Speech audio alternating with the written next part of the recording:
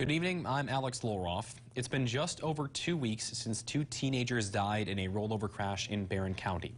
15-year-old Winter Brilliard was one of the two teenagers who died in the crash on October 10th. The Barron County Sheriff's Office says the driver was under the influence of a controlled substance and lost control of the vehicle. Today, Winter's mom spoke with First News at 9's Kim Liedholm about what the last few weeks have been like for her and her family. When you lose a child, they say it's a pain that you won't know it until you experience it, and it's the worst pain you've ever felt.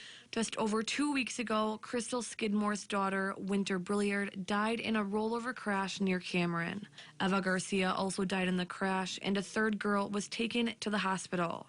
The driver, a 16-year-old boy, was taken into custody and is being held in the Eau Claire Secure Detention Facility. When I found out about the accident, I was in complete shock. I remember running down the stairs and my legs felt like jello, and I opened my mom's door. I just kind of swung it open. I said, Winter's been in an accident. In the weeks following the crash, Skidmore and Winter's aunt, Emily Bielke, say they've seen how much of an impact Winter had on the lives of others. Everybody that I've talked to has told me and came up to me that when she walked in her room, she just lit it up, and her smile lit that room up. She had a very big heart. She didn't want to see anything hurt or anybody hurt. She was the most fun girl you could meet. The most kind, precious soul ever. Her laugh was one of a kind. It plays in my head, and I just remember it. I wish I could hear it again. Both Skidmore and Bielke say they take comfort in the signs they believe Winter is sending, like snow during their balloon release. It only snowed when we let the balloons and lanterns off, and then when we were done, it stopped.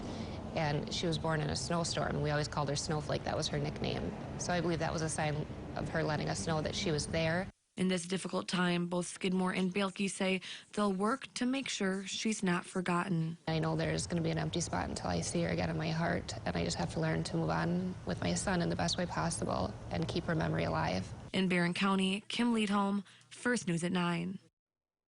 Skidmore says she wants to thank the community for its support, as she says it's helping her family through this time. Now, as of right now, no charges have been filed against the driver in the crash. We reached out to the Barron County District Attorney asking if charges will be filed, but he declined to comment.